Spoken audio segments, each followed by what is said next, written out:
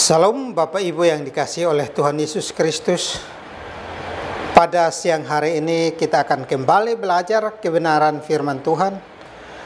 Dan saat ini kita akan belajar daripada Injil Yohanes. Kita tahu bahwa penulis dari Injil Yohanes adalah Yohanes yang merupakan murid Yesus. Dan tema daripada Injil ini adalah Yesus adalah Putra Allah. Tanggal penulisan atau tahun penulisan sekitar tahun 80 sampai tahun 95 Masehi. Latar belakang daripada Injil Yohanes adalah unik di antara keempat Injil yang ada.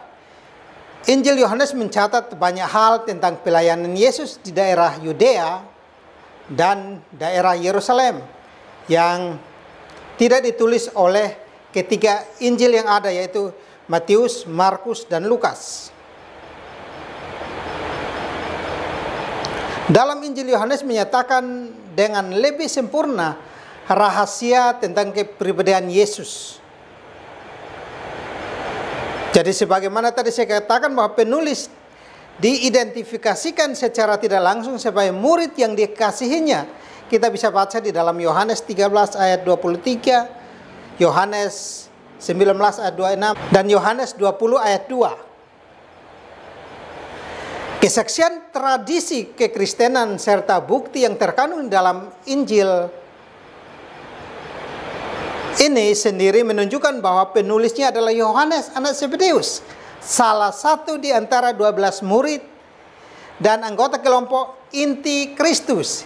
Jadi kelompok inti itu adalah Petrus, Yohanes, dan Yakobus. Menurut beberapa sumber kuno, Yohanes, rasul yang sudah lanjut usianya sementara tinggal di Efesus, diminta oleh para penatua di Asia untuk menulis Injil yang rohani. Ini untuk menyangkal suatu ajaran sesat mengenai sifat, kepribadian, dan keilahian Yesus yang dipimpin oleh seorang Yahudi berpengaruh bernama Kerintus. Injil Yohanes tetap melayani gereja sebagai suatu penyataan teologis yang sangat dalam tentang kebenaran yang menjelma di dalam diri Yesus Kristus. Yohanes menyatakan tujuannya untuk tulisannya di dalam Yohanes pasal 20 ayat 31, yaitu supaya kamu percaya bahwa Yesuslah Mesias, Anak Allah, dan supaya kamu oleh imanmu memperoleh hidup dalam namanya. Dalam naskah kuno Yunani, dari Yohanes memakai satu dari dua bentuk waktu untuk kata Yunani yang diterjemahkan percaya, yaitu aorist subjektif yang memiliki arti sehingga kamu dapat mulai percaya, dan present subjektif yang memiliki arti sehingga kamu dapat terus percaya. Jikalau Yohanes bermaksud menggunakan sehingga kamu dapat mulai percaya, ia menulis untuk meyakinkan orang yang tidak percaya untuk percaya kepada Tuhan Yesus Kristus dan diselamatkan. Sedangkan kalau Yohanes memakai present subjektif yang memiliki arti sehingga kamu dapat terus percaya, Yohanes menuliskan untuk menguatkan dasar iman supaya orang percaya dapat terus percaya kendati pun ada ajaran palsu, dan dengan demikian masuk dalam persekutuan penuh dengan Bapa dan Anak. Kita bisa bandingkan di dalam Yohanes 17 ayat yang ketiga. Walaupun kedua tujuan ini didukung dalam kitab Yohanes, isi dari Injil ini pada umumnya mendukung tujuan yang kedua, yaitu sehingga kamu dapat terus percaya. Injil Yohanes ini menyajikan bukti-bukti yang terpilih dengan cermat bahwa Yesus adalah Mesias Israel dan Putra Allah yang menjelma. Jadi bukan anak angkat. Jadi bukti-bukti yang mendukung bahwa putra Allah yang menjelma itu kita bisa temukan ada 7 tanda.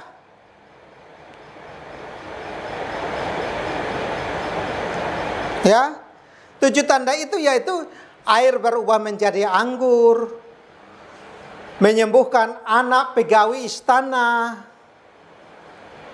menyembuhkan orang lumpuh di kolam Bethesda, memberi makan 5.000 orang dengan 5 roti dan 2 ikan. Yesus berjalan di atas air. Yesus menyembuhkan seorang yang buta sejak lahir dan membangkitkan Lazarus yang telah mati.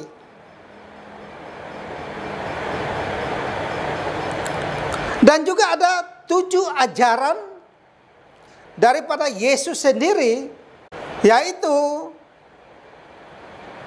yang pertama adalah kelahiran kembali. Yang kedua, menyembah Bapa dalam roh dan kebenaran, bersaksi tentang dirinya sendiri, roti hidup, air hidup, terang dunia, dan gembala yang baik. Jadi ini sebagai penyingkapan Yesus tentang identitasnya yang sebenarnya. Bukti yang kedua adalah 7 pernyataan Yesus yang menyatakan aku adalah. Jadi aku adalah, kita bisa lihat di dalam Injil Yohanes, aku adalah roti hidup, aku adalah terang dunia, aku adalah pintu, aku adalah gembala, aku adalah kebangkitan dan hidup, aku adalah jalan kebenaran dan hidup, dan aku adalah pokok anggur. Dengan pernyataan ini Yesus menyatakan secara kiasan peranannya di dalam penebusan umat manusia. Dan bukti yang ketiga adalah kebangkitan tubuhnya dari antara orang mati sebagai tanda terakhir dan puncak pembuktian bahwa dia memang Kristus, anak Allah. Injil Yohanes ini mempunyai 2 bagian besar, yaitu yang pertama pasal 1 sampai pasal 12. Di situ menyajikan kisah penjelmaan dan pelayanan umum Yesus. Sekalipun 7 tanda meyakinkan dan 7 ajaran yang berbobot dan 7 pernyataan aku adalah yang menakjubkan, orang-orang Yahudi tetap menolak Yesus sebagai Mesias mereka. Bagian yang kedua, setelah ditolak oleh umat perjanjian lama yaitu orang Israel, maka Yesus memutuskan perhatian pada murid-muridnya sebagai inti dari umat perjanjian yang baru, yaitu gereja yang didirikan olehnya. Pasal-pasal ini mencantumkan perjamuan terakhir, yaitu pasal 13. Dan juga ajaran terakhir pasal 14 sampai pasal 16. Dan doanya yang terakhir di dalam pasal 17. Dan untuk murid-muridnya dan semua orang percaya. Kemudian perjanjian baru diresmikan dan ditegakkan oleh kematiannya. Kita bisa baca di dalam pasal 18 sampai pasal 19. Dan diakhiri dengan kebangkitannya di pasal 20 sampai pasal 21. Ciri khas dari Injil Yohanes ini kita bisa menemukan ada 8 penekanan utama menandai Injil ini. Yaitu yang pertama, keilahian Yesus sebagai anak Allah ditekankan dari prolog Yohanes dengan pernyataan yang luar biasa. Kita telah melihat kemuliaannya. Yohanes 1 ayat 14. Sampai akhirnya dengan pengakuan Thomas, ya Tuhanku dan Allahku. Kita bisa baca di dalam Yohanes 20 ayat 28. Dan Yesus adalah putra Allah yang menjadi manusia.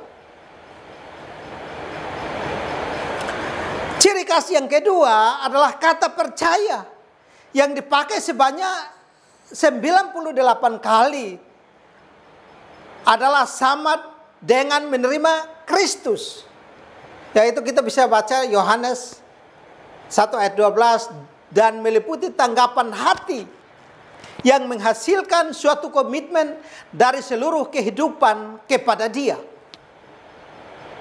Ciri khas yang ketiga adalah hidup kekal. Adalah konsep kunci dari Yohanes. Konsep ini bukan hanya menunjukkan kepada suatu keberadaan tanpa akhir, tetapi lebih mengarah kepada perubahan mutu hidup yang datang melalui persatuan dengan Kristus. Hal ini mengakibatkan baik kebebasan dari perbudakan dosa dan setan-setan maupun pengenalan akan persekutuan yang makin bertumbuh dengan Allah. Ciri yang keempat, pertemuan pribadi dengan Yesus diutamakan dalam Injil ini tidak kurang dari 27 kali.